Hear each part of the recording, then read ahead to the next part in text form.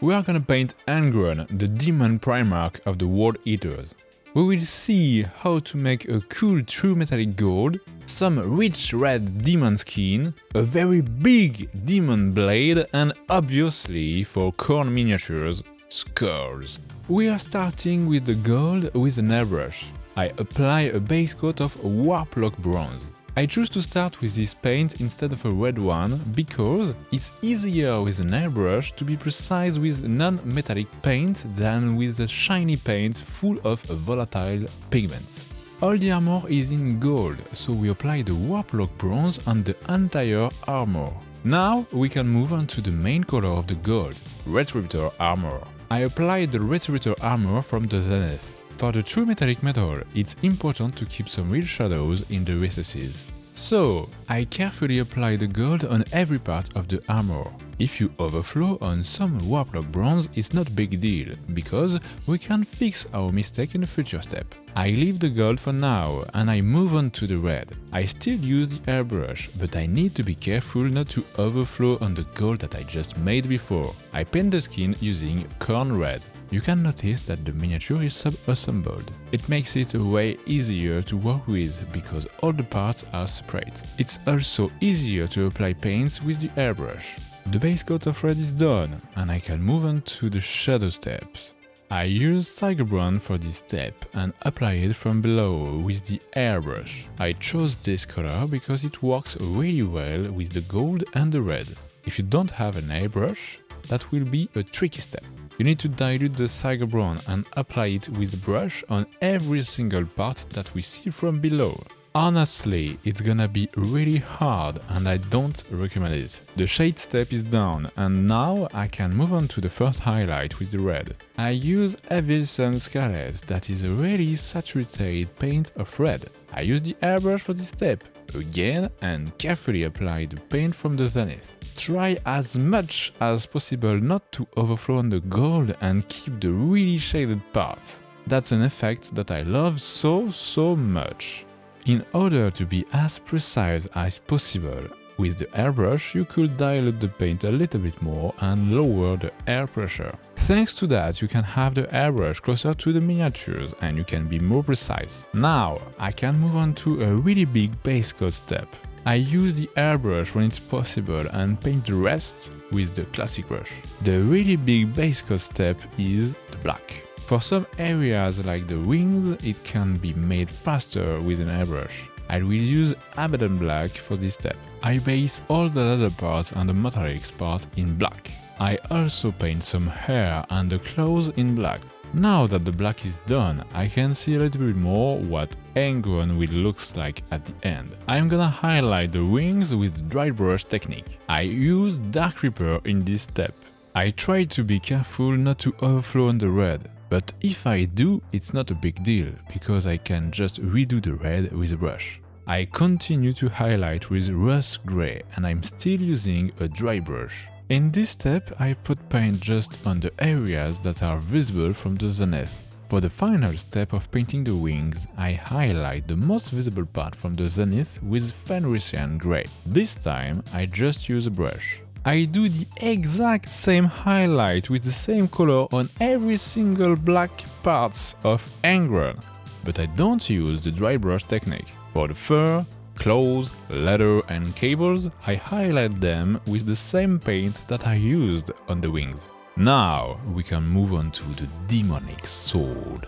I want the sword to be black, but I don't want it the same black as the wings or other stuff. So we are gonna make more grey black than the blue black we have already done. I start the first highlight with the airbrush using Skaven Blight Ding, and just after that I highlight even more with Storm Variant Fur. I just highlight the top of the sword, because on the skulls I will make a very big OSL, because it's a demonic sword, you know? The power needs to shine from it. Once the airbrush is done, I can move on to the first edge highlight with Dawnstone. Because the OSL will reflect some light on the metal, I base all the metallics in Leadbetter. Once all the metals are done, I can move on to the shading step, and for this, I will use Black Templar, which is a really strong black contrast paint. I don't want the metals to be shaded too much, so I dilute the Black Templar. I always dilute my paint with water. For some areas, I will use the airbrush because it's really more simple than the brush, and it makes a better effect. Now that the Black Templar is applied, I can move on to the OSL. I use the airbrush because it's faster and makes better transition than the brush. I start the OSL with Earthen Grey. I cover all the skulls of the blade. Now, to increase the effect of the OSL, I dilute some white and apply it in the cracks of the blade. Once the white is applied, we can move on to the effect of the OSLs with the airbrush. First, with some iodine yellow, I cover all the whites that I put on the blade. That's gonna make the base of the effect and should be the hottest area of the sword. Then I use Blood Angels Red with the airbrush to reinforce the hot effect of this magic blade. Now the blade looks cool, but not as hot as before. So I'm gonna make some iodine yellow and white and carefully dilute it and apply it just like the white before. Now I can finish the skulls with a dry brush of a Wild Rider Red. I have to be careful to make a light dry brushing, because if I apply it too heavily, I can overflow onto the white and break the effect that I just made. And obviously, I don't want that. Now that the sword is done, we can move on to the next base, which is Zandri Dust. This is the last base color step before gluing all the elements together. In order to make some really creepy skulls, I shade them with the Snakebites ladder. After this step, I glued all the parts of Angron together. Once the miniatures is all glued, it's easier to see where I need to put the highlight or to put some shadows. And now I highlight all the skulls with Ashaptibone. Now we move on to Angron to make some shadows that were not in the right place. When you paint sub-assembled miniatures, it's harder to put the right highlight and the right shadows on the right areas. So when your miniature is all glued, you can rework some areas to make it look better.